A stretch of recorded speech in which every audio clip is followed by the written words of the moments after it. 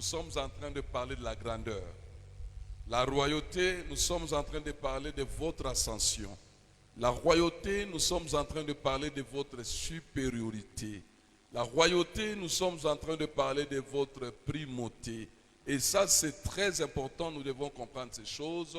Tout celui qui est appelé à servir le Seigneur doit aspirer à la grandeur, aspirer à la supériorité, aspirer à l'ascension, parce que c'est Dieu que nous adorons et servons. C'est Dieu à qui nous devons ressembler. C'est un Dieu grand, voilà pourquoi nous devons devenir grands. C'est un Dieu qui est supérieur, voilà pourquoi nous devons être supérieurs. Comme Daniel à Babylone avait un esprit supérieur, nous devons avoir la primauté, comme il est dit, vous serez toujours le premier et non le dernier, être la tête. Et j'aime la façon dont Deutéronome 8 présente la chose. Notre royauté est considérée dans Deutéronome 28 comme étant la supériorité, comme étant la primauté, comme étant la grandeur. Et cette royauté, nous pouvons en jouir ou l'exercer de deux manières différentes. Nous pouvons servir Dieu comme des rois sous le plan spirituel, régner donc spirituellement. Nous pouvons aussi régner socialement. Est-ce que je me fais comprendre? Nous pouvons régner spirituellement, nous pouvons aussi régner socialement. Oh, j'ai béni l'Éternel Yahweh. Vous savez, si nous ne travaillons pas pour que la royauté soit manifestée en nous, quelqu'un d'autre va prendre notre trône. Est-ce que vous savez que chacun de nous, tout celui qui est sauvé, Dieu lui a réservé un trône? 1 Samuel chapitre 2 verset 8, Anne dans son cantique spirituel, dans son cantique prophétique poussé par le Saint-Esprit, il dit: de la poussière tu retires les pauvres, du fumier tu tires l'indigent. Mais pour faire quoi? Pour le faire asseoir parmi les grands. C'est-à-dire, Dieu te tire de la poussière. La poussière, c'est la demeure du pauvre. Il te tire de cette demeure pour t'amener dans une autre demeure qui est appelée la cour de grands. C'est-à-dire, tu quittes la cour des petits pour embrasser la cour de grands. Écoutez, le Dieu qui vit en vous, c'est Dieu que vous transportez comme l'arche de l'alliance était transporté sur les épaules par les Lévites. C'est un grand Dieu. Un grand Dieu ne peut pas habiter en vous et vous laisser petit. Quand il vient habiter en vous, comme il est grand, il vous rend aussi grand. Vous voyez, dès qu'il a appelé Abraham, il a dit: je rendrai ton nom grand. C'est pour dire que son nom était petit. Et plus tard, il va dire à David: je vais rendre ton nom grand. Donc il y a la grandeur, il y a la supériorité, il y a la primauté, il y a la tête, cette position-là de la tête que Dieu nous a réservée.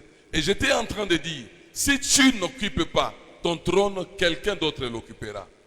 Il te donne une place dans la cour de grand, et ça c'est intéressant. Tu commences à habiter avec le grand de ce monde, le grand politiquement, le grand socialement, le grand économiquement, mais tu trouves une place parmi les grands. Alors que tu n'as pas étudié dans les mêmes écoles que eux. Alors que ta famille n'a pas été riche comme leur famille. Parce que certains d'entre eux sont devenus grands parce qu'ils sont nés dans des familles riches. Mais toi, tu deviendras grand par la puissance du Très-Haut. Et ton nom sera inscrit sur la liste des grands, non seulement dans cette ville, mais aussi dans ces pays. Et cela est très important. Je vais te dire, tu porteras un nom qu'aucun membre de ta famille n'a jamais porté. Est-ce que vous savez, quand Joseph est arrivé en Égypte, là il est entré petit, il est entré esclave, il est entré étranger. Quelque temps après, il est devenu prisonnier. Donc il a été encore beaucoup réduit, il est devenu très petit socialement, très petit financièrement, très petit intellectuellement. Mais Dieu a fait quelque chose. Il a donné un songe au roi Pharaon, un songe que seul Joseph pouvait donner l'explication. Laisse-moi te dire, les jours de ton élévation, c'est les jours où ta grâce fera l'accident avec un besoin. Quand ta grâce fera accident avec un besoin, ça sera le jour de ta promotion. Joseph avait toujours cette grâce, mais il a fallu que Dieu crée un besoin chez Pharaon. Et parce que Dieu a créé le besoin, personne d'autre ne pouvait donner l'explication si c'est né celui qui a la grâce. Moi, j'ai toujours dit aux hommes de Dieu, au lieu de passer le temps à dire à Dieu, élève-moi, élève-moi, dis plutôt à Dieu, je veux que ma grâce, la grâce que tu m'as donnée, croise un besoin pour que je sois élevé. Joseph a été élevé à cause de la chose que Dieu a fait habiter en lui, à cause de la grâce. Mais quand il a expliqué les songes, il va prodiguer un conseil au roi. Au roi, choisis un homme qui sera chargé d'emmagasiner le bleu pendant les 7 années d'abondance pour pouvoir les distribuer ou les vendre pendant les 7 années de disette. Le roi va les regarder et dit, où trouverons-nous un homme intelligent et sage comme ces messieurs? Vous comprenez? La grâce vous sort de la prison. Comme Anne est en train de dire, il retire les pauvres de la poussière. Là, Dieu a retiré Joseph de la prison pour lui donner une place parmi les grands. Joseph pouvait parler avec Pharaon comme quelqu'un parle avec un ami, alors qu'il était étranger, alors que ces messieurs étaient en prison, alors que ces messieurs étaient esclaves. Alléluia. Quand sa royauté, sa grandeur était devenue visible, Pharaon lui a dit, ce qui va me séparer de toi, c'est seulement quoi? Les trônes, à part les trônes, tu feras tout ce que tu veux. Personne ne bougera sa pousse sans ton autorisation ici. Et Pharaon va l'appeler Tsafnat Panéach. C'était un nom que Joseph ne connaissait pas avant. Ses parents ne connaissaient pas ces noms. Ses frères ne connaissaient pas ces noms. Mais c'était un nom que Dieu avait caché dans sa poche, qu'il a révélé maintenant quand il a amené Joseph à la grandeur. Écoute, il y a un nom qui t'attend. Il y a un nom que tu ne connais pas. Il y a un nom qui t'est réservé, caché dans la poche de Dieu. Dieu t'attend que tu aspires à la grandeur, que tu atteignes la grandeur pour que tu portes ces noms. Oui, Tsafnat Panéach. Vous savez pourquoi ses frères ne l'ont pas reconnu quand ils sont arrivés en Égypte? Entre autres à cause du nom. Parce que là on ne l'appelait pas Joseph. Ses frères le connaissaient comme Joseph, mais en Égypte on le connaissait comme Tsafnat Panéach. Tu seras appelé d'un autre nom quand tu deviendras roi. C'est-à-dire quand ta royauté se manifestera, tu porteras un autre nom. Oh, je me souviens de la naissance de Jean-Baptiste. Son père était devenu Mioué. Qu'est-ce qui arrive? Il va naître, on va poser la question à sa mère. Quel sera son nom? Sa mère va dire Jean. Quoi? On va poser la question à son père. Son père va répondre en écrivant, son nom sera Jean. Ils seront étonnés pour dire, mais aucun membre de votre famille n'a porté le nom de quoi? De Jean. Écoute, tu porteras un nom qu'aucun membre de ta famille n'a porté. Alléluia. Tu porteras un nom ministériel. Tu porteras un nom professionnel. Tu porteras un nom politique. Tu porteras un nom qu'aucun membre de ta famille n'a porté. Alléluia. Le Dieu de la Bible, c'est le Dieu d'Abraham, le Dieu d'Isaac, le Dieu de Jacob. Mais voilà ce qu'il a fait avec le nom d'Abraham. Il a rendu grand le nom d'Abraham. Avec Isaac, c'est lui qui a donné le nom. Mais avec Jacob, il va changer le nom de Jacob en Israël. Le Dieu d'Abraham, c'est le Dieu des grandeurs. Il a grandi les noms. Le Dieu d'Isaac, c'est le Dieu des dons. C'est lui qui donne les noms. Le Dieu de Jacob, c'est un Dieu de changement. C'est lui qui change les noms. Est-ce que quelqu'un attend? Est-ce que quelqu'un comprend? Est-ce que quelqu'un saisit? Est-ce qu'on peut évoluer? Dans ta royauté, il y a un nom caché que toi-même tu ne connais pas encore, mais que tu dois découvrir. Voilà pourquoi il est important que tu aspires à la royauté. Est-ce que quelqu'un m'a entendu? Est-ce que quelqu'un m'a compris? Il retire les pauvres de la poussière. Il tire l'indigent du fumier, mais pour leur donner une place parmi les grands. Parmi les grands de ce monde. Et qu'est-ce qui est dit encore? Il leur donne en partage un trône de gloire. C'est dans vos Bibles aussi. C'est aussi dans vos Bibles. Je suis dans 1 Samuel 2:8. Il leur donne en partage un trône. Pas n'importe quel trône. Un trône de... Il y a un trône de gloire qui t'a été réservé. Depuis que tu es venu au monde, ce trône est vide. Depuis que tu es venu au monde, ce trône t'attend. Depuis que tu es venu au monde, ce trône est en chômage. Ce trône n'attend que toi. Est-ce que je me fais comprendre? Est-ce que je parle à quelqu'un? Ce trône n'attend que... Oh là là là là là là. Ce trône n'attend que...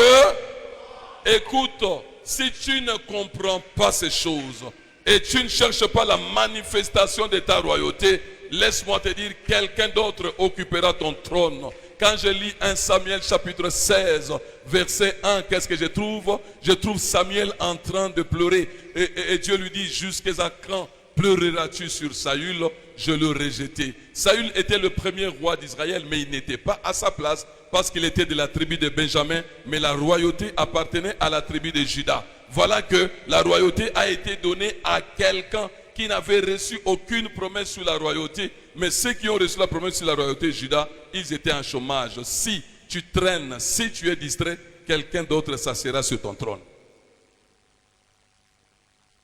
Est-ce que je me fais comprendre? Comment expliquer un benjamite occupe le trône alors qu'il n'a reçu aucune promesse de la royauté de la part de Dieu? Mais Judas, qui en a reçu la promesse, il est dans le champ en train de garder les troupeaux, mais le trône est avec quelqu'un d'autre. Mais laisse-moi te dire, fini ce temps où les benjamites régnaient sur notre trône. Il faut que les benjamites quittent et que les gens de Juda puissent occuper leur trône. Hier, j'ai dit, si on nous cherche, nous l'église, parmi les 12 tribus d'Israël, on nous trouvera dans Juda. Parce que notre Seigneur, c'est le lion de la tribu de Juda. Nous l'église, nous sommes là derrière Juda. Oh, à Juda, Dieu a fait la promesse de la royauté. Je me souviens de ce que Jacob a dit à Juda. Juda, mon fils, tu es un jeune lion. Tu recevras les hommages de tes frères. Je t'ai dit là, Juda, je m'adresse à toi. Tu recevras les hommages de tes frères. Est-ce que je me fais comprendre? Est-ce que Juda est là? Est-ce que Juda est là? Juda, tu es un jeune lion. Écoute, tu recevras les hommages de tes frères. Ta main sera sur la nuque de tes ennemis. Cela veut dire, tu auras la supériorité sur tes ennemis. Après, il dit, Juda se couche comme un lion, comme une lionne, qui le relèvera. Oh, ça c'est intéressant. Le sceptre d'équité ne s'éloignera pas de toi jusqu'à ce que vienne le Shiloh et que le peuple lui obéisse. Mais Shiloh n'est pas encore venu. Shiloh avait fait son premier avènement. Mais maintenant, l'église attend le second avènement de Shiloh. Comme Shiloh n'est pas encore venu, le sceptre d'équité sera dans nos mains. Est-ce que quelqu'un comprend ce que je dis? Le bâton souverain sera avec nous. La couronne de gloire sera avec nous. Le trône sera avec nous. Le diadème sera avec nous. Ce sont les insignes de la royauté. Est-ce que quelqu'un comprend? Comment expliquer qu'un benjamite puisse occuper le trône? Les païens sont assis sur des trônes. Les païens sont en train de régner dans ce monde pendant que nous, enfants de Dieu qui avons reçu les promesses de la royauté, nous sommes loin du trône. Non, le temps est venu pour que Saül puisse tomber et que David puisse prendre sa place. Saül doit tomber et David doit occuper sa place. Le nom David signifie bien-aimé. David, tu es là? Bien-aimé, tu es là? Bien-aimé, tu dois occuper ton trône. Il y a quelqu'un qui est assis dessus qui doit être éjecté. Saül doit être éjecté. Tout celui qui a pris ta place, tout celui qui a pris ta position, tout celui qui joue ton rôle, il doit être éjecté pour que tu occupes ton trône. Saül doit tomber, David doit prendre sa place. Alléluia. Est-ce que quelqu'un comprend? Écoute, quand Jacob bénit ses fils dans Genèse 49, il regarde Benjamin. Il dit, Benjamin, tu es le loup du soir. Mais lorsqu'il regarde Judas, il dit, tu es un jeune lion. Écoutez, comment les loups peuvent s'asseoir sur le trône alors que le lion est loin du trône? Alors que l'Écriture dit dans Proverbe 30, les lions et les héros des animaux. Comment les héros peuvent être loin du trône? Un loup, là, sur le trône. Les lions, loin du trône. Pourquoi? Parce que le lion n'a pas encore rugi. Est-ce que je m'adresse aux lions ici? Est-ce qu'il y a des lions ici? Est-ce qu'il y a des lionceaux ici? Je suis en train de te dire, quand les lions rugissent, c'est ce que nous dit Amos, Quand les lions rugissent, est-ce que les prophètes ne prophétisera-t-il pas? Alléluia. Les lions doivent rugir. Lions, écoutez-moi, écoutez-moi. Pour que les loups quittent le trône, il suffit que tu rugisses. Tu n'as pas à te plaindre. Tu n'as pas de négociations à faire. Tu n'as pas de pourparlers à tenir. Tu n'as qu'à rugir. Dès que tu rugiras, il partira. J'étais une fois au jardin zoologique de Kinshasa il y a plusieurs années. Et il y avait encore à cette époque beaucoup d'animaux. Nous sommes allés là où se trouvaient les lions. Il y avait un chimpanzé qu'on appelait Vieux Marcel. Le Vieux Marcel là faisait des gestes comme un homme. Le gardien venait et dire, Vieux Marcel, bine la bango. Le Vieux Marcel danse. Vieux Marcel, bêta shit, il fait des shit et on lui donne des bananes. Au fur et à mesure qu'on lui donnait des bananes, il faisait tout ce qu'on lui demandait. Mais tout le monde était autour de Vieux Marcel en train de voir ce qu'il faisait. Au même moment, le lion a régi là où il était. Oh, papa, moi na bedana. Même le Vieux Marcel est allé se cacher quelque part. Le Vieux Marcel me dit, mais il s'est dit, mais qu'est-ce qui se passe? Il est allé dans un coin se cacher. Bicho, au son accident, il a battu. Comme si les lieux étaient libérés de son enclos. Alors qu'il était là. Mais le fait simplement qu'il a rugi, on a senti que non, le roi a parlé. Le roi a parlé. Mais toi, tu es lion. Toi, tu es l'héros des animaux. Vous savez, les animaux, ce sont les hommes animaux, les païens. Tu es leur héros, tu es leur roi. Mais qu'est-ce qui arrive? Toi qui es roi, tu laisses les loups s'asseoir sur le trône. Oh, je t'entends dire c'est fini. Oh, dis-le à haute voix, c'est fini. Fini le temps du règne de Saül. Fini le temps du règne de Benjamite. Fini le temps du règne des loups. Maintenant, vous savez ce que Jésus dit des loups? Les loups ravisseurs. Alléluia. Nous ne voulons plus voir les loups sur le trône. Il faut que les lions prennent sa place. Benjamin, c'était le 12e fils. Alors que Judas était le 4e fils. Judas était l'aîné de Benjamin. Comment le petit frère peut occuper ton trône alors que toi, qui es le grand frère, tu es en dehors du trône? Non, c'est fini. Il faut que Saül soit éjecté, que David occupe sa place. Oh, alléluia. Oui, c'est ce temps. Je me souviens de Siméon. Il a tenu le bébé Jésus entre ses mains. Il dit, cet enfant est destiné d'amener la chute et le relèvement de plusieurs en Israël. J'attends par cela d'amener la chute de Saül et le relèvement de David. Oui, quelqu'un doit tomber pour que toi tu sois relevé. Alléluia. Saül doit tomber pour que David prenne sa place. Vasti doit tomber pour que Esther prenne sa place. Ismaël doit tomber pour que Isaac prenne sa place. Ruben doit tomber pour que Joseph prenne sa place. Est-ce que quelqu'un comprend? Il faut que le premier-né égyptien meure pour que Dieu choisisse le premier-né des enfants d'Israël. Quelqu'un attend? Je veux que tu dises, tous ceux qui m'ont précédé dans les affaires, qui ont pris ma place, ma fonction, mon poste, ils doivent être éjectés, ils doivent tomber. Que Saül tombe. Chacun de nous a un Saül dans sa vie. Que Saül tombe. Tu m'as entendu? Que Saül tombe. Ne laisse pas Saül prendre ta place. Tu dois récupérer ta place. Parce que tu en as reçu les promesses. Je disais, si nous ne bougeons pas, quelqu'un d'autre le fera. Vous savez, David est devenu roi. Mais il s'est passé des problèmes avec ses fils. D'abord Absalom. Absalom a cherché à détrôner son père. Attention, à la fin nous allons vous parler de dangers qui guettent notre royauté. Il y a Absalom, il y a Adonijah. Nous avons 3 personnes qui constituent des dangers. Saül, Absalom, Adonijah. Ce sont des dangers. Des gens qui cherchent à nuire à notre royauté. Mais Jésus-Christ était roi. Voilà à la croix, qu'est-ce qui se passe? Il est crucifié à la croix, mais il y a une inscription qui dit « Celui-ci est le roi des Juifs ».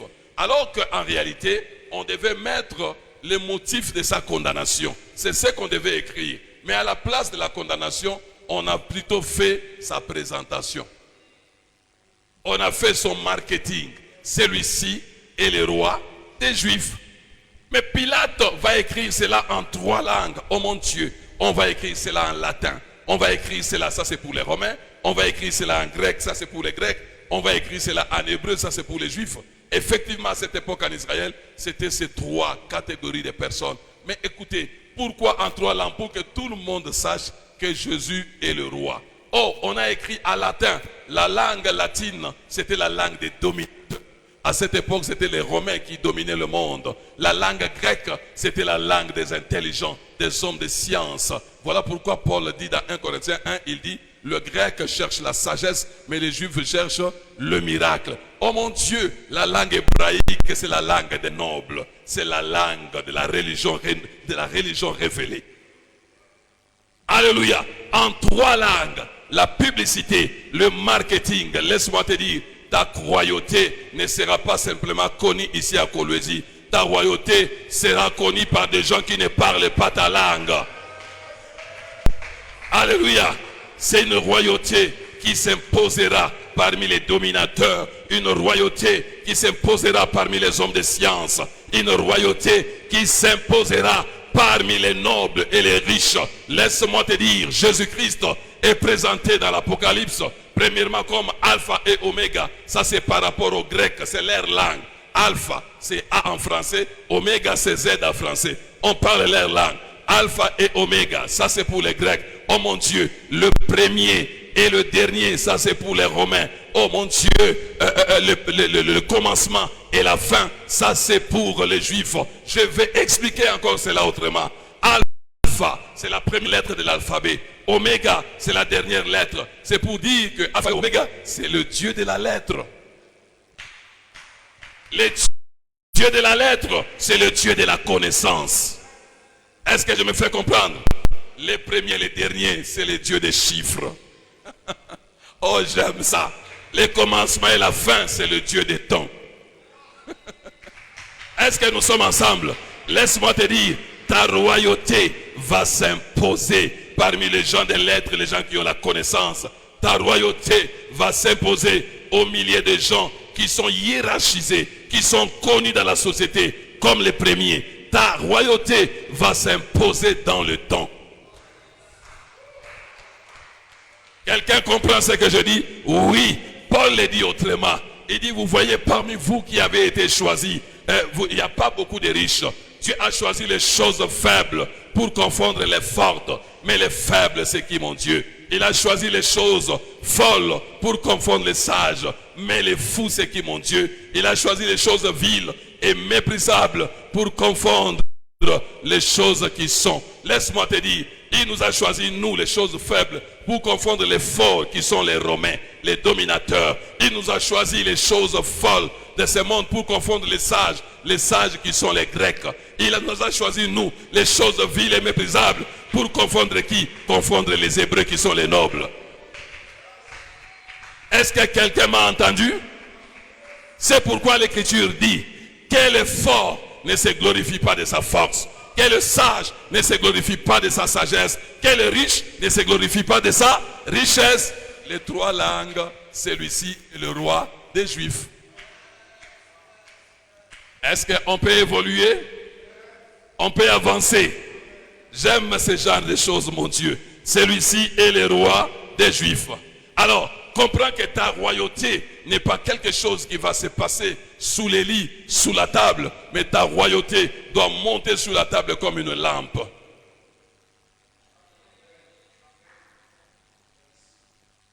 Ta grandeur sera connue, ta supériorité sera connue, ta primauté sera connue.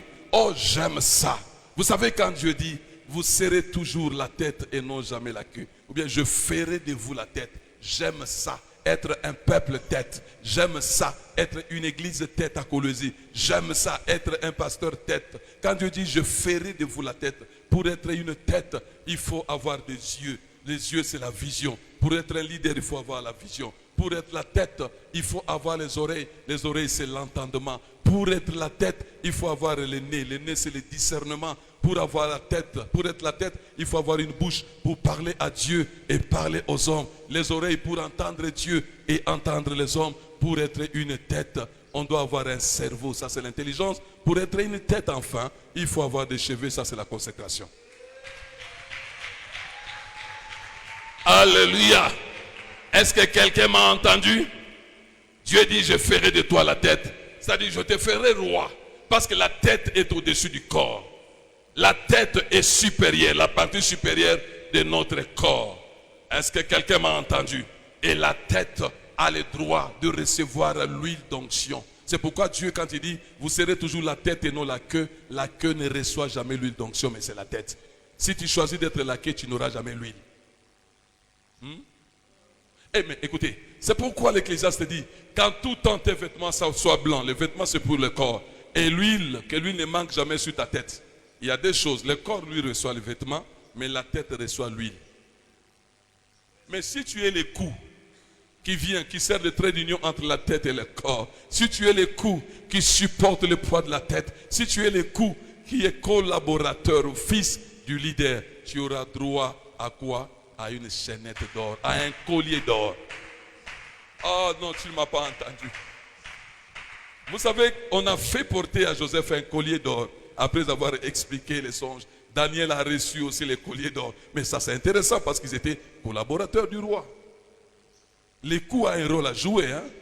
Malheureusement, il y a les coups aujourd'hui. Jean-Baptiste qui accepte cette séparation entre la tête et le corps. Au moins, il pasteur dans l'église, mais il y a un frère là, c'est lui qui visite tous les fidèles. Il connaît les noms des gens même qui étaient venus, les noms et les maisons des gens qui étaient venus à l'église le dimanche passé.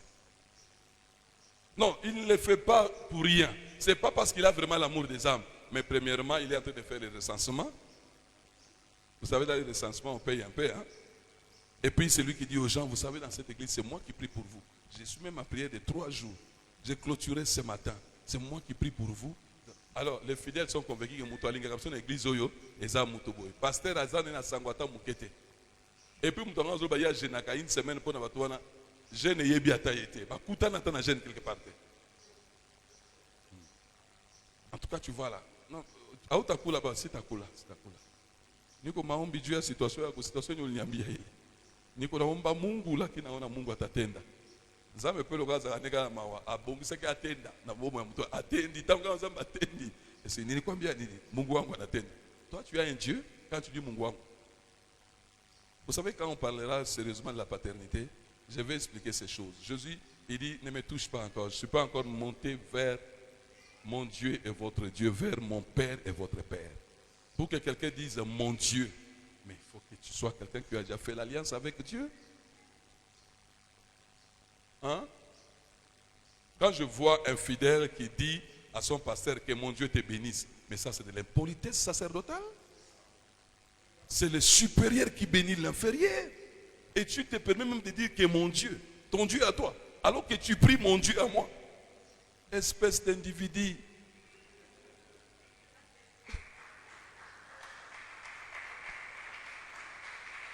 Moi, quand un fidèle me dit comme ça, que mon Dieu te bénisse, je ne réponds même pas. Je le regarde, je dis c'est de l'ignorance. Tu aurais mieux dire, oh papa, laisse que ton Dieu te bénisse. Que de me dire que mon Dieu te bénisse. Toi, tu as un Dieu. Où tu pries mon Dieu? On a beaucoup d'individus comme ça. Je vous ai toujours dit, il faut être quelqu'un. Il faut être quelqu'un, non individu. Alors, écoutez. Quelqu'un, il est assis sur le trône. Hein? Jean dit, j'ai vu au ciel un trône. Et quelqu'un était assis dessus. Bonjour à quelqu'un. Parce que le quelqu'un, c'est celui qui est assis sur son trône. Or, toi, tu es appelé à t'asseoir sur ton trône.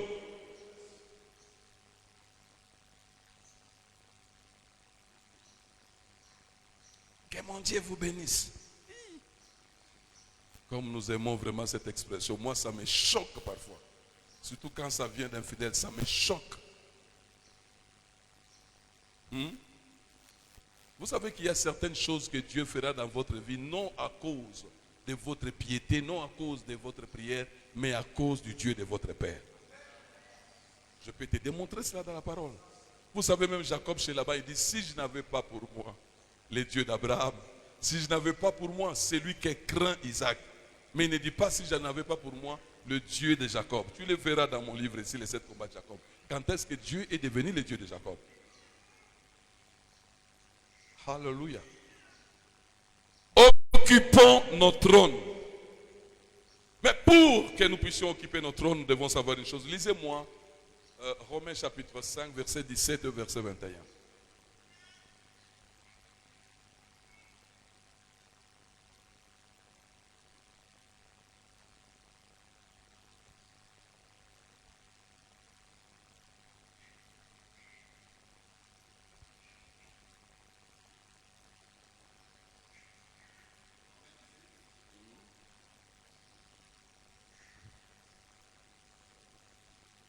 Romains 5, verset 17 et verset 21.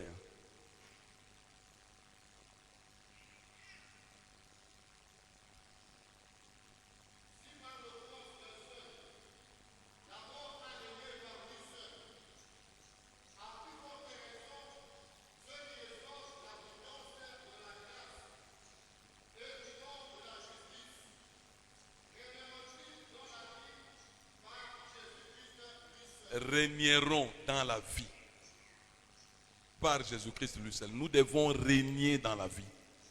Avec Adam, nous étions devenus esclaves du péché. Mais avec Jésus-Christ, nous devenons des rois. Alors, vivons, comportons-nous, parlons comme des rois. Mais pour que cette royauté soit visible, il y a un certain nombre de principes qu'il faut savoir respecter. Est-ce que je peux te parler de 2 principes là maintenant? Oui. Oui. Je prends le principe de la foi. La foi n'est pas quelque chose avec laquelle il faut jouer. La foi là, derrière la foi se cache ta royauté. Derrière la foi se cache ta grandeur. Prenez-moi Ephésiens chapitre 2, verset 8. Je vais parler un tout petit peu de la grâce et de la foi. Mais ce qui m'intéresse beaucoup plus, c'est de parler de la foi. Ok? Ephésiens chapitre 2, verset 8. Suivons la lecture.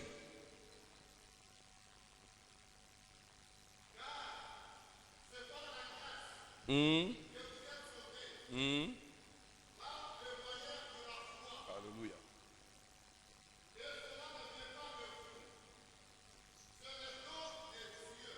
Amen. Par la grâce, vous êtes sauvés au moyen de la foi. Première dimension. Pour avoir le salut, Dieu a utilisé 2 choses. Pour rendre notre salut disponible, Dieu a utilisé la grâce. Mais pour que nous puissions toucher à ce salut, nous devons utiliser la foi.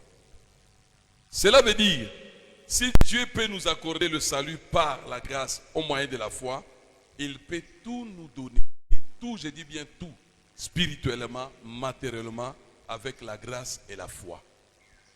La grâce, c'est la main de Dieu qui donne. Tandis que la foi, c'est la main de l'homme qui reçoit. Est-ce que je me fais comprendre? Par la grâce, Dieu rend disponible le salut. Il rend disponible les bénédictions. Il rend disponible tout ce dont nous avons besoin. Mais par la foi, nous accédons aux choses que Dieu nous a disponibilisées, aux choses que Dieu nous a préparées. Sommes-nous ensemble? Ça, c'est la première dimension. Mais j'aborde la deuxième dimension qui m'intéresse plus. La grâce, c'est la démarche de Dieu vers l'homme. Dieu quitte son trône, il va vers l'homme pour lui faire du bien. C'est ça la grâce. Et ce n'est pas parce que l'homme a rempli des critères, parce que la grâce n'a pas de critérium. La Bible nous dit, Dieu fait grâce à qui il fait grâce. La grâce peut venir dans cette église. La grâce va laisser les jeunes filles qui prient jour et nuit demandant à Dieu le mariage. Ils ont fait 5 ans, 10 ans dans l'église. La grâce va aller chercher une jeune fille qui vient à peine de commencer à prier il y a moins d'une année. La grâce lui donne le mariage. La grâce de Dieu est sélective. La grâce de Dieu est exclusive. La grâce de Dieu n'est pas équitable. Ce n'est pas parce que la grâce a donné ceci à l'un qu'il donnera la même chose à l'autre. La grâce n'est pas équitable. La grâce de Dieu, je l'ai dit, elle est exclusive. Elle exclut certaines personnes et choisit certaines personnes. Oh mon Dieu, Jacob va travailler pendant 7 ans pendant Aram pour avoir Rachel comme femme. Au bout de 7 ans, ils vont organiser, Laban va organiser une grande fête la nuit pendant que Rachel attendait d'être amenée dans la maison de son époux. Ça sera, la grâce va choisir Léa. La grâce choisit Léa, une fille qui n'avait pas le même niveau de beauté que sa petite sœur, parce qu'elle avait des yeux délicats. Comme la grâce n'a pas de critérium, la grâce va prendre Léa et va l'amener dans la maison de l'époux. La même grâce continue à opérer quand Jacob, une semaine après, a récupéré Rachel. Il avait donc 2 femmes. La grâce a vu que Rachel était beaucoup aimée par Jacob, mais Léa n'était pas aimée. La grâce vient établir l'équilibre. Toi, tu as l'amour, mais Léa aura la maternité. L'équilibre. Tu es beaucoup aimé, mais tu n'auras pas d'enfants. Celle qui n'est pas aimée aura des enfants. La grâce établit toujours un équilibre. Est-ce que quelqu'un comprend ce que je suis en train de dire là? La grâce, c'est la démarche de Dieu vers l'homme. Qu'est-ce que Marie avait de plus que les autres vierges pour qu'elle soit choisie par Dieu afin d'être la mère de Jésus? La grâce. C'est pourquoi l'ange lui a dit, je te salue toi à qui une grâce a été faite. On ne salue pas n'importe qui dans la Bible, on salue celui à qui une grâce a été faite. Voilà pourquoi quand les apôtres étaient envoyés par le Seigneur dans Matthieu 10, il leur a dit, ne saluez personne en chemin. En chemin, il ne salue personne. Mais lorsqu'ils arrivent dans la ville, la maison qui vous reçoit, saluez-la. Alléluia. Gloire soit rendue à notre Dieu. La grâce de Dieu, c'est la démarche de Dieu vers l'homme. Nous ne savons pas la gérer. C'est Dieu seul qui gère la grâce. Mais la foi, c'est la démarche de l'homme vers Dieu. Ça, nous pouvons gérer. J'ai besoin de 2 frères ici, s'il vous plaît. 2 frères, venez. Venez, mon frère. Vous pouvez venir. Lui, c'est Dieu. Lui, c'est l'homme. N'est-ce pas? La grâce, avons-nous dit, c'est la démarche de Dieu vers l'homme. Quand Dieu veut manifester la grâce à ce frère qui est ici devant nous, Dieu va quitter là où il est. Il va aller visiter ce frère et lui faire du bien. Ce n'est pas parce que le frère a beaucoup prié. Ce n'est pas parce qu'il gêne beaucoup. Ce n'est pas parce que forcément il craint Dieu. Ce n'est pas parce que. Mais c'est la grâce de Dieu. Elle est comme ça. Sans critère. Merci. Mais quand c'est la foi c'est la démarche de l'homme vers Dieu. L'homme quitte l'endroit où il est. Il va vers Dieu pour réclamer une bénédiction auprès du Seigneur. Merci.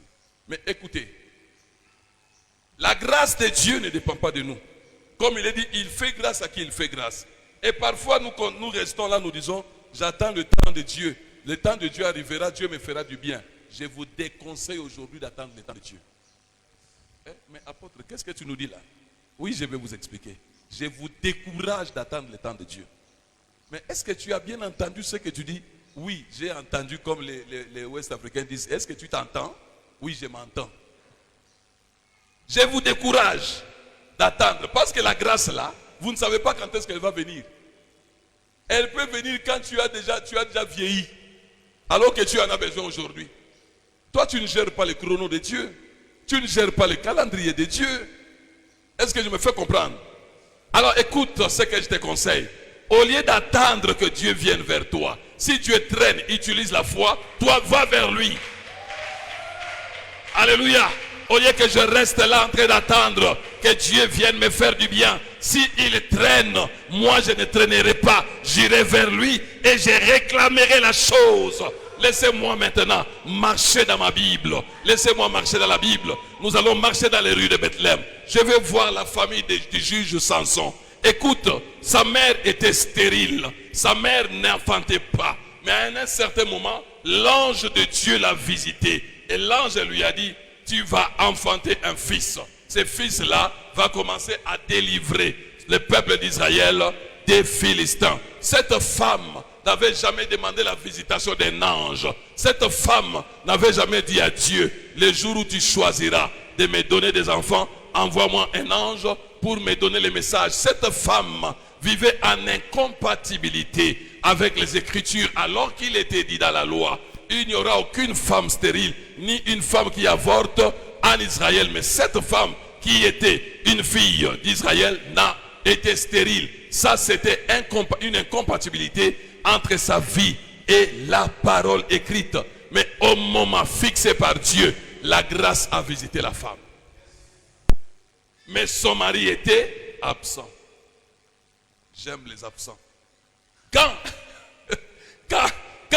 la femme est allée dire à son mari, écoutez, il y a quelqu'un qui est venu me parler comme ça. Qu'est-ce que Manoach, le père de Samson, fera? Toi, tu as été visité par Dieu, par la grâce. Mais moi, je vais utiliser la foi. Et il va aller prier. Oh Dieu, envoie-nous cet homme que tu as envoyé la fois passée à ma femme. Ça, c'est la foi. Je n'attends pas que Dieu me dise, toi aussi, tu seras visité par un ange. Ma femme a été visitée par la grâce. Moi, je serai visité par la foi. Il est allé prier et Dieu a envoyé encore cet ange. Alléluia. Voyons un peu la guérison des aveugles dans la Bible. La Bible nous dit dans Jean 9, 1, Jésus vit en passant un aveugle de naissance. Est-ce que vous voyez dans le texte là, et l'aveugle a demandé quoi que ce soit à Jésus? L'aveugle n'a pas parlé. L'aveugle n'a rien demandé. Mais la grâce l'a visité parce que Jésus est passé par là. Donc ça, c'est Dieu qui s'approche de l'homme. Jésus lui a fait du bien, il l'a guéri. Il a été guéri par la grâce. Tandis que Bartimée a été guéri par la foi. Il a dit, je n'ai pas la grâce qu'a eu cet aveugle-là. Moi, je dirais, oh Jésus, fils de David, aie pitié de moi. C'est pourquoi pour être guéri, Jésus a dit, laissez-le venir. Il quitte les bords de la route pour suivre Jésus dans la route. La foi, c'est la démarche de l'homme vers Dieu. Je vous déconseille d'attendre le temps de Dieu.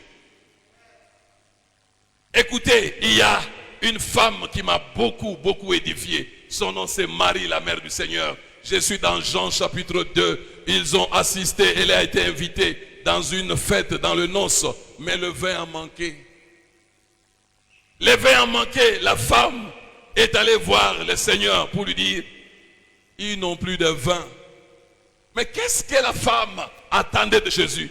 La Bible nous dit, c'était le tout premier miracle que Jésus a accompli. Donc Marie n'avait vu jamais Jésus accomplir un miracle. La foi, elle est comme ça. Tu n'as jamais vu Jésus accomplir un miracle dans ta vie, mais tu peux commencer à croire maintenant, il peut commencer à faire quelque chose. C'est ça la foi. Et Jésus qui répond, femme, qu'y a-t-il entre toi et moi? Dans d'autres versions, femme, en quoi cette affaire nous concerne? J'attends Marie souffler à l'oreille du Seigneur. Cette affaire nous concerne parce que tu lié biloko na bango feti, to melipe vigno oyo to contribuer na aussi sa vigno oyo.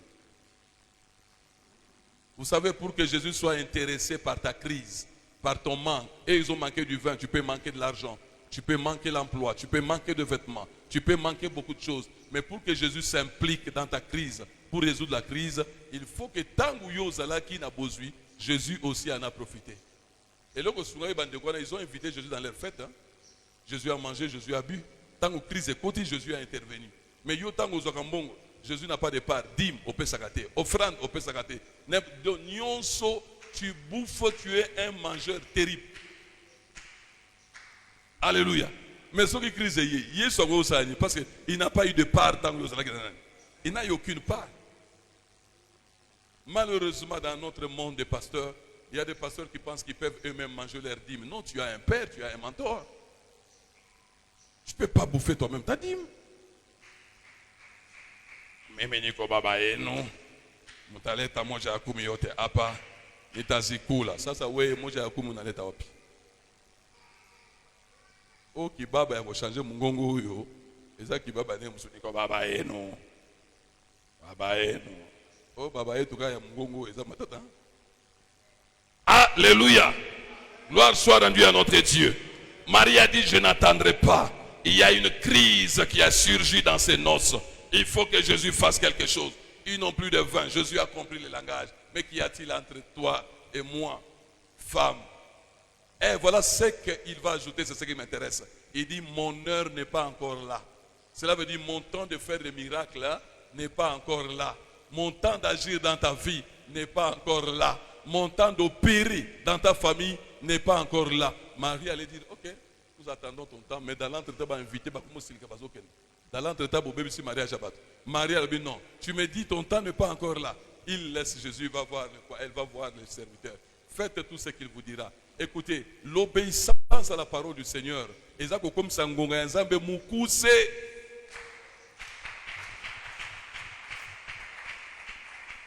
le Seigneur va opérer un miracle ce jour-là. Lui qui venait de dire, mon heure n'est pas encore là. Marie l'a bousculé, Marie l'a fait entrer dans son air. La foi peut bousculer le temps de Dieu. La foi peut réduire le temps de Dieu. La foi peut écourter le temps de Dieu. Oh, laissez-moi vous donner notre exemple. Jairus va aller voir Jésus pour guérir sa fille. Oh mon Dieu, cette fille attendait la grâce, attendait que le Seigneur vienne vers elle pour pouvoir la guérir. Mais pendant que Jésus allait chez elle, il y avait une autre femme à l'écoulement du sang, elle qui disait, moi le Seigneur ne peut pas venir chez moi, je suis une femme impure, mais moi j'irai vers lui. Donc la fille de Jairus attendait la grâce, mais la femme à l'écoulement du sang, elle c'était la foi.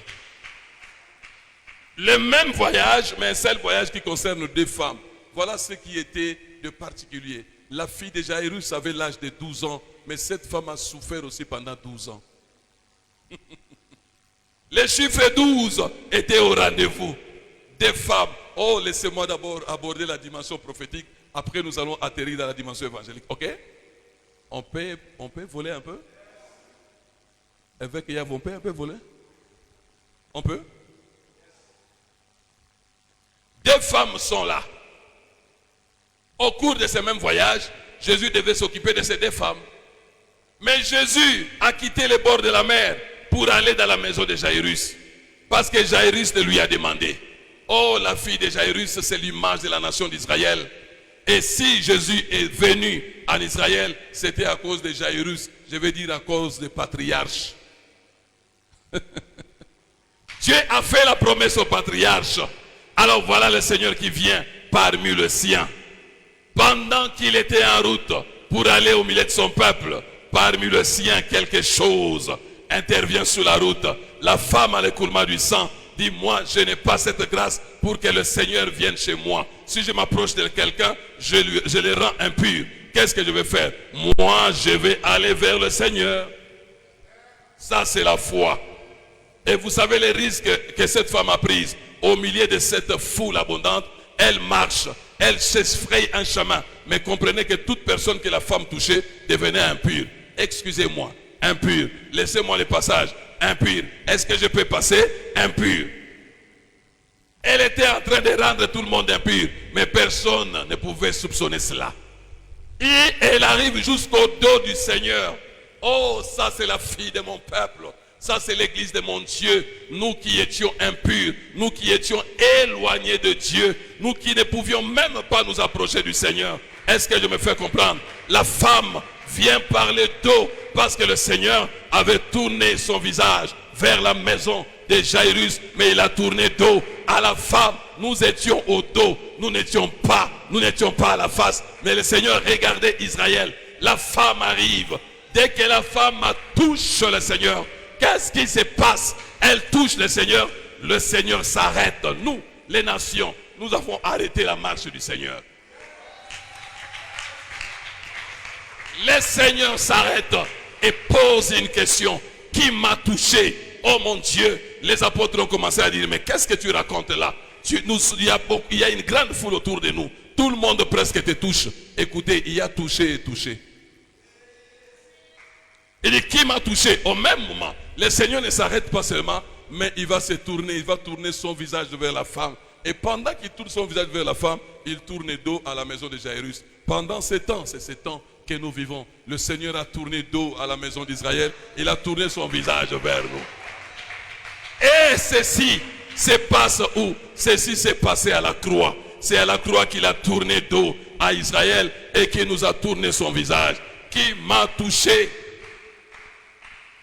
Qui m'a touché? Oh, laisse-moi te dire une chose. La fille de Jairus attendait l'imposition des mains du Seigneur. Elle attendait que Jésus la touche. Mais cette femme n'a pas attendu que Jésus la touche, mais c'est elle qui est allée toucher le Seigneur. Par la grâce, Dieu nous touche. Mais par la foi, c'est nous qui touchons Dieu. Est-ce que quelqu'un attend? Est-ce que quelqu'un comprend? Oh non, je t'exhorte à avoir la foi. Je t'exhorte à approcher le Seigneur. Si le Seigneur, tu tardes à venir vers moi, moi je viendrai vers toi. Je frapperai à ta porte. Je te dirai, je suis là. Fais-moi du bien. Je n'attendrai pas la grâce. Je n'attendrai pas le temps de Dieu. Mais écoute, pendant que Jésus s'occupait de la femme à l'écoulement du sang, la fille de Jairus est morte. Toi qui attends le temps de Dieu, tu peux mourir sans que ce temps-là ne s'accomplisse. Est-ce que tu comprends ce que je dis? Oh, heureusement, c'était le Seigneur. L'invitation qu'il avait reçue, c'était pour la guérison. Maintenant, il change de mission, ça devient pour la résurrection. Et qu'est-ce qui se passe là? Et je vous empêche d'écrire. Hein? Non, je me rends compte que je vous empêche d'écrire. Merci, que Dieu vous bénisse. Merci. Oh, est-ce qu'on peut acclamer pour les amis? Nous acclamons pour notre Dieu et notre homme. Ok? Que Dieu soit loué. Amen. Oui, la fille de Jairus attendait d'être touchée. Mais la femme à l'écoulement du sang, c'est elle qui est allée pour faire quoi? Pour toucher. Rappelez-vous ce que Jairus a dit. Ma fille est très malade, viens lui imposer les mains. C'est dit clairement dans la Bible, n'est-ce pas? La fille attendait d'être touchée par le Seigneur. Mais la femme a dit non, moi je n'attendrai pas. C'est moi qui irai toucher. Je t'invite de les toucher. Si lui ne te touche pas, toi, touche-les. Touche-les. Est-ce que je parle à un peuple attentif? Je parle aux sauvés ici. Je parle aux gens qui ont le Saint-Esprit. La foi. Ta grandeur est cachée derrière ta foi. Ta supériorité est cachée derrière ta foi. Est-ce que quelqu'un comprend ce que je dis là? Et Jésus dit à la femme, quand elle a appris que Jésus posait la question, qui m'a touché? Elle va venir se jeter aux pieds du Seigneur. Elle se jette à ses pieds. Elle va raconter tout ce qui s'est passé. Ça c'est la repentance. Ça c'est la confession. Elle va raconter tout ce qui s'est passé. Mais qu'est-ce que le Seigneur va dire? Ne crains pas, ma fille. Le Seigneur va l'appeler ma fille. Oh, la fille de Jairus avait un père dont le nom est connu, Jairus. Mais cette femme était abandonnée de tout le monde. On ne connaissait même pas son père. Mais le Seigneur l'appelle ma fille. Cela veut dire que le Seigneur l'a adoptée. Nous sommes les enfants de Dieu par adoption. Alléluia. Ma fille. Mais ça c'est intéressant. Va dans ta maison. Oh, ma fille, lève-toi et va. Mais je vais aller où? Tu m'as appelé ta fille, donc tu m'as adopté. Je dois aller dans notre maison, je dois aller chez nous, c'est-à-dire chez toi. Oh, c'est ça l'image de l'enlèvement. Lève-toi, va. Là, l'église est enlevée. Dès que le Seigneur a dit, lève-toi, va, le Seigneur va encore se tourner pour regarder vers son peuple. Après l'enlèvement de l'église, le Seigneur tournera ses regards vers le peuple d'Israël. Est-ce que nous sommes ensemble? Mais le Seigneur arrivait dans la maison de Jairus, il a trouvé les gens en train de pleurer parce que la jeune fille était morte. Oui, quand le Seigneur viendra, lors de son second avènement, il trouvera Israël dans les tourments, dans la grande tribulation, en train de pleurer. Et je continue? Non, je m'arrête là pour la partie prophétique. Hein? Je rentre dans la dimension évangélique. Jésus allait chez Jairus pour guérir sa fille. Ça, c'est la grâce, la démarche de Dieu vers l'homme. Mais la femme à l'écoulement du sang, ça, c'est la démarche de l'homme vers Dieu. Elle est allée pour toucher le Seigneur. Et qui de deux avait trouvé la guérison? La première. C'est celle qui attendait ou c'est celle qui est allée elle-même? C'est celle qui a utilisé la foi.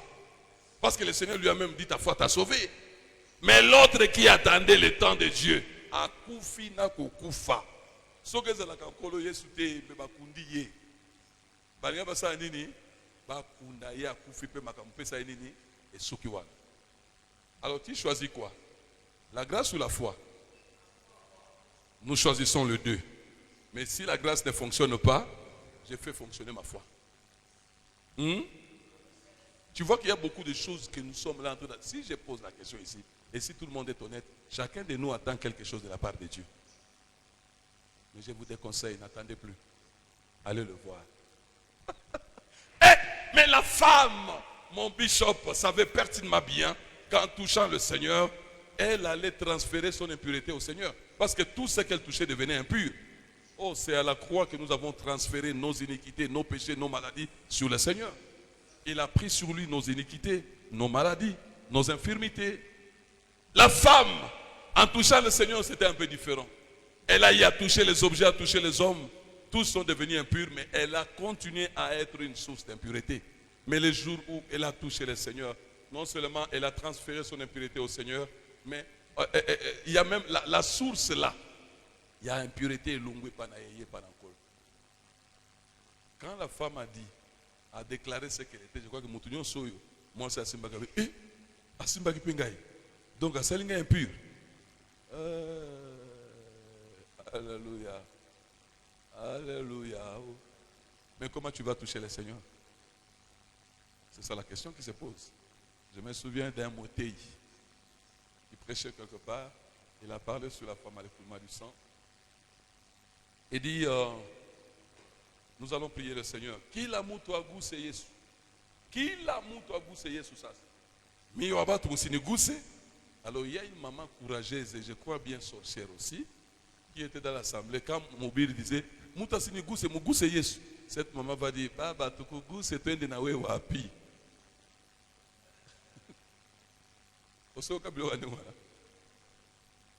Ah oui. Ça, c'est le premier principe qu'il faut prendre en compte. Mais je vais te dire une chose avant de céder le micro. Et c'est une exhortation que je te donne. Tu sais, il y a un monsieur, c'est un paralytique, qui était assis autour de la piscine de Bethesda, qui attendait quoi? La guérison. Parce que de temps en temps, un ange descendait dans la piscine et guérissait les malades. Et dans cette piscine-là, ce n'est pas tous les malades qui étaient guéris. C'était celui qui descendait le premier. C'était donc une piscine de compétition. C'était une piscine des premiers. Donc il faut être le premier pour être guéri. Mais cette guérison est accompagnée de quoi? Tu dois être mouillé. Mais Jésus vient par derrière.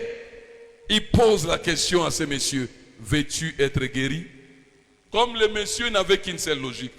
Il n'avait qu'un seul mode opératoire. Tout ce que lui savait, pour être guéri, il faut se jeter dans l'eau. Mais il ne savait pas que la personne qui lui pose la question est lui-même la source de la guérison. Veux-tu être guéri? Dis simplement oui. Au lieu de dire oui, veux-tu être guéri? Oh Seigneur, je n'ai personne pour me jeter dans l'eau. Quand je vais, un autre descend avant moi. C'est pour dire, je suis toujours le dernier à descendre dans l'eau. Ce papa-là, dont l'âge dépassait l'âge du Seigneur, était un homme de Miyali. Vous savez, parfois, si vous faites des choses, les gens qui ont miyali, comment créer des problèmes dans la batunyos. On a pu taper à kunyon chaki chanafal. En tant que c'est manini mugiote benye qu'on a sema pas. Papa, problème est zani. Papa comme miyali, c'est tellement bien gêneux personne. Mais il faut d'abord se poser la question. Yo mutu mboza na famille. Tu n'as même pas le fils de ton oncle. Même pas un cousin qui peut s'occuper de toi pendant une semaine. Il y a des gens qui ont des miyali qui sont solitaires. À cause de leur solitude, quand ils sont en problème, personne ne peut les assister. Je n'ai personne pour me jeter dans l'eau. Tu n'as personne. Peut-être il y a eu des gens qui sont venus pour t'aider, mais au bandit qu'on gagne là-bas. Dis oui, ni si moutier qui tient quoi pour à supporter na tongo. Na midi, tu as voulu quoi? Oh, papa, nazo sungayo comme problème. Et comme problème, batiki yo, vieux wana tikaliye moko. Je n'ai personne pour me jeter dans l'eau. Il y a parfois des pasteurs qui restent seuls comme ça. Tu conduis le troupeau, mais tu es très problématique, très difficile. Les enfants de Dieu là ne sont pas tes esclaves. Ce sont les enfants de Dieu.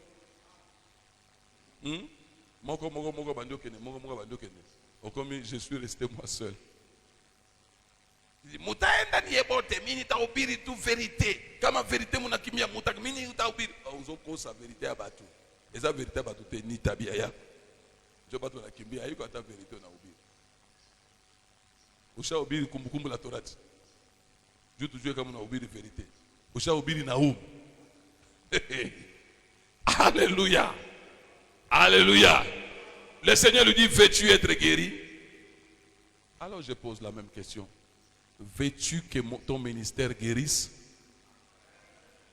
Ton ministère est peut-être en panne, ton ministère est peut-être malade, ton ministère a des problèmes. Tu te poses parfois des questions sans réponse. Mais il y a une question que le Seigneur te pose. Veux-tu être guéri dans ton ministère? Veux-tu être guéri dans ton mariage? Veux-tu être guéri dans tes affaires?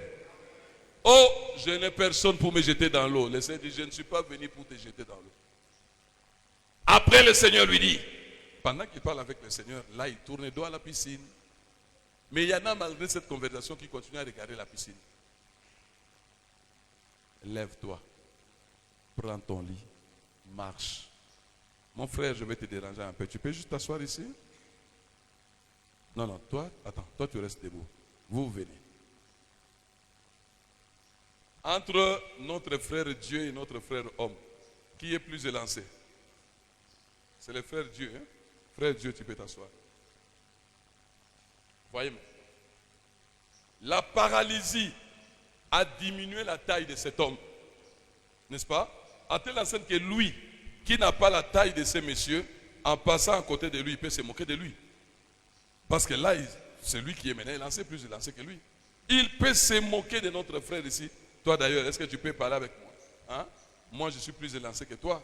J'ai une grande taille plus que toi. Oui, il y a beaucoup de ministères dont la taille a été diminuée par une paralysie. Une paralysie a atteint ton ministère. Nous avons parlé ici des boiteux, n'est-ce pas? Une paralysie a atteint ton ministère. Et ça a diminué ta taille spirituelle, ça a diminué ta taille onctionnelle, ça a diminué ta taille sacerdotale, ça a diminué ta taille financière, ça a diminué ta taille professionnelle, ça a diminué ta taille sociale. Alors tout le monde peut se moquer de toi, même les gens qui n'ont pas la même taille que toi. Alors le Seigneur lui dit, lève-toi, lève-toi maintenant. En se levant, il retrouve sa vraie taille. Alors je vais dire à quelqu'un, lève-toi. Je dis à quelqu'un, lève-toi. Retrouve ta vraie taille. Retrouve ta taille spirituelle. Retrouve ta taille onctionnelle. Retrouve ta taille ministérielle. Retrouve ta taille financière. Retrouve ta taille professionnelle. Retrouve ta taille relationnelle. Je te dis, lève-toi. Est-ce que quelqu'un m'a entendu? Je répète, lève-toi. Tu es longtemps resté assis dans ton ministère à cause de la paralysie. Les gens se sont éloignés de toi. Tu as commencé à dire, je n'ai personne pour m'assister. Je n'ai personne pour payer pour moi les loyers. Je n'ai personne pour m'acheter des vêtements. Je n'ai personne pour me soutenir dans le ministère. Je n'ai aucun partenaire. Je n'ai aucun intercesseur. Je n'ai aucun collaborateur. Je n'ai personne. Mais je suis venu te dire, lève-toi. La question, ce n'est pas d'avoir quelqu'un, mais la question, c'est de t'élever, de retrouver ta taille. Retrouve ta taille financière. Retrouve ta taille onctionnelle. Retrouve ta taille sacerdotale. Retrouve ta taille relationnelle. Retrouve. Je dis retrouve. Je répète, retrouve. J'entends, tu retrouves. Je confirme. Retrouve ta taille. Lève-toi. Mais il faut aussi marcher. Quelqu'un qui marche, c'est quelqu'un qui avance. Quelqu'un qui marche, c'est quelqu'un qui est en mouvement. Quelqu'un qui marche, c'est quelqu'un qui veut atteindre un objectif. Marche maintenant dans ton ministère. Parce que ton ministère a longtemps connu un stationnement. Ton ministère a longtemps connu un campement. Ton ministère a tourné à rond. Ton ministère n'avançaient pas comme les enfants d'Israël dans le désert. Ils ne faisaient que tourner en rond. C'est après 40 ans qu'ils sont entrés dans le pays des Canaan. Marche maintenant. Qu'est-ce que j'ai dit? Marche. Mais pour marcher, il faut avoir le dépied. Il ne faut pas être boiteux. Il ne faut pas être paralytique. Pour marcher, il faut avoir les deux pieds. Oh sacrificateur, marche. En marchant, tu poses les pieds gauche, tu poses les pieds droits. Il y a un équilibre. Marche avec l'ancienne alliance et la nouvelle alliance. Marche avec l'ombre et la réalité. Marche avec la parole et les miracles. Marche, marche, marche, marche. Ne condamne pas ceux qui font des miracles en disant nous avons la parole. Ceux qui parlent de miracles ne connaissent rien de la parole. Ne te moque pas de ceux qui aiment la parole et enseignent la parole en disant le royaume des cieux ne consiste pas en parole mais en puissance. Nous devons avoir des ailes. D'une part la parole, d'autre part la puissance. C'est ce que Jésus a dit aux Sadducéens. Il dit vous êtes dans l'erreur parce que vous ne comprenez ni les Écritures ni la puissance de Dieu. Nous devons comprendre et les Écritures et la puissance de Dieu. Avoir des pieds pour marcher convenablement. Alléluia. Est-ce que je me fais comprendre? Écoutez, à la fin, le Seigneur lui dit, prends ton lit et marche. Ne marche pas sans ce lit. Tu venais de me dire tantôt que tu étais seul. Il n'y avait personne pour te jeter dans l'eau. L'unique personne qui est restée avec toi dans ton humiliation, dans ta misère, c'est ce lit. Ce lit a porté le poids de ton corps. Tu t'allongeais toujours sur ce lit. Maintenant que tu es guéri, n'oublie pas de faire du bien à ce lit. Ce lit t'a transporté, c'est maintenant ton temps pour transporter les lits. Je vais dire à quelqu'un, ton pasteur t'a transporté dans ta faiblesse. Il t'a fait du bien, il t'a soutenu, il a prié pour toi. Quand Dieu t'assiste, ne l'oublie pas, prends ton lit et marche. Là, je suis en train de te dire, ne sois jamais ingrat dans ta vie. Tout celui qui t'a assisté, tout celui qui t'a fait du bien, tout celui qui t'a supporté dans ta faiblesse, quand le Seigneur t'assiste, ne reste pas, ne marche pas seul, n'abandonne pas les lits à la piscine, mais prends les lits et marche avec. Quelque temps après, les pharisiens vont lui poser la question, ne sais-tu pas que c'est le jour du sabbat? Il n'était pas autorisé de marcher avec ton lit. Il va dire, celui qui m'a guéri m'a dit, lève-toi, prends ton lit et marche. Alléluia. Les gens chercheront à t'empêcher à faire du bien à ceux qui t'ont assisté, à ceux qui t'ont supporté. Ils vont dire, ces gens sont en train de t'exploiter. Non, il faut leur dire, toi tu ne sais pas quand j'étais à la piscine, tu ne sais pas quand la pluie tombait, tu ne sais pas quand le soleil s'est levé. Il y avait un soleil de plomb, mais c'est lui qui m'a supporté. Pendant que tout le monde m'a abandonné, lui m'a supporté. Et c'est lui qui m'a élevé, c'est lui qui m'a fait asseoir sur mon trône, m'a dit, lève-toi, prends ton lit et marche. Ne soyons pas ingrats, mais soyons reconnaissants. Parce que l'ingratitude, c'est un esprit du temps de la fin. Selon qu'il est dit dans 2 Timothée 3, dans le dernier jour, il y aura des temps difficiles. Les gens seront égoïstes, les gens seront ingrats. Quelqu'un m'a entendu? Quelqu'un comprend? Est-ce que nous pouvons maintenant faire une prière qui va nous amener à nous lever? Qui va nous amener à prendre chacun son lit, qui va nous amener à faire quoi? À marcher. Il y a 3 choses. Lève-toi, prends ton lit et marche. Est-ce que nous sommes prêts? Sommes-nous vraiment prêts? Alors nous allons élever nos bras vers le ciel. Nous allons soigneusement fermer nos yeux et grandement ouvrir nos cœurs devant le Seigneur. Et nous allons ouvrir nos bouches pour parler à Dieu. Je ne mets pas dans ta bouche ce que tu vas dire au Seigneur, mais je veux que tu élèves ta voix et que tu parles à Dieu. Prions à haute voix au nom du Seigneur Jésus-Christ. Élève ta voix et parle à Dieu. Élève ta voix et parle au Seigneur. Élève ta voix et parle au grand roi.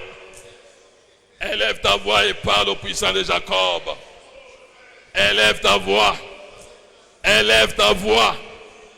Élève ta voix. Parle au puissant de Jacob. Parle au grand roi. Parle au Dieu tout-puissant. Parle à Dieu. Parlez à Dieu. Parlez à Dieu. Parlez à Dieu. Oh!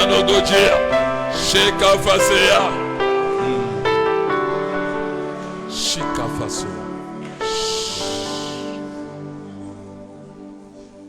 Tu vas répéter après moi, au nom de Jésus. Père, je viens devant toi. J'ai besoin de la guérison de mon ministère.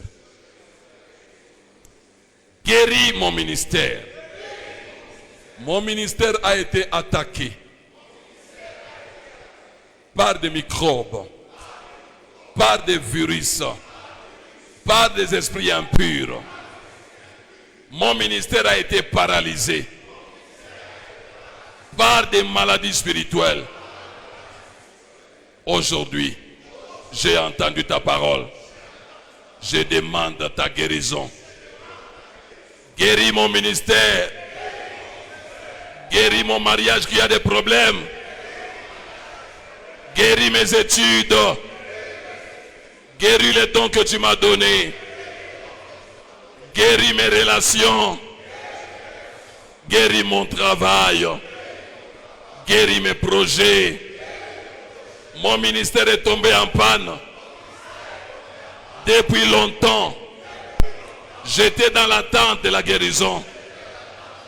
Maintenant, j'apprends. Il ne faut pas que j'attende. Je dois aller vers toi. Voilà pourquoi je suis venu. Guéris-moi. Guéris ma santé. Guéris ma famille. Guéris mon mariage. Guéris mes affaires. Guéris mon commerce. Oh Seigneur, guéris-moi. Que mon ministère soit désormais guéri de la guérison divine, de la guérison spirituelle, pour que je me lève. Je me lève maintenant. Je me lève. Je me lève. Je change de position. Je retrouve ma taille. Je retrouve ma taille spirituelle. Je retrouve ma taille professionnelle. Je retrouve ma taille sociale. Je retrouve ma taille onctionnelle. Je retrouve ma taille relationnelle. Oh, je retrouve ma vraie taille. Plus personne ne se moquera de moi. Parce que je retrouve ma taille. Oui, je prends aussi mon lit. Je me souviens de mon lit. Voilà pourquoi je le prends. Et je marche. J'avance. J'entre en mouvement. Je change d'adresse en marchant. Je change d'adresse en marchant. Je change d'adresse en marchant. Je change d'adresse en marchant. Je vois des villes. Je vois des villages dans mon ministère. Comme toi, Seigneur, en marchant, tu as visité les villages. Tu as visité les villes en marchant. Tu as visité des villages. Tu as visité des villes. Je marche dans mon ministère pour visiter des villages, pour visiter des villes dans mon ministère. Je quitte les statu quo. Je quitte les statu quo. Je quitte les stationnements. Je quitte les campements. Je commence la marche. Je marche avec mon pied gauche. Je marche avec mon pied droit. Et j'avance au nom de Jésus. Merci pour la guérison. Merci pour la guérison. Merci pour la marche. Au nom puissant de Jésus-Christ. Amen. Nous acclamons pour sa gloire. Demain, reste encore debout, je vais atterrir. Demain, c'est une journée spéciale. Une journée de grande distinction. Parce que la royauté doit être manifestée dans ton ministère. Pour que tu sois véritablement un sacrificateur roi. Amen. Mais je vais vous remettre des enveloppes. Parce que c'est une journée d'impactation. Je veux que chacun amène une offrande. Si c'est peu, ça doit être $10. $10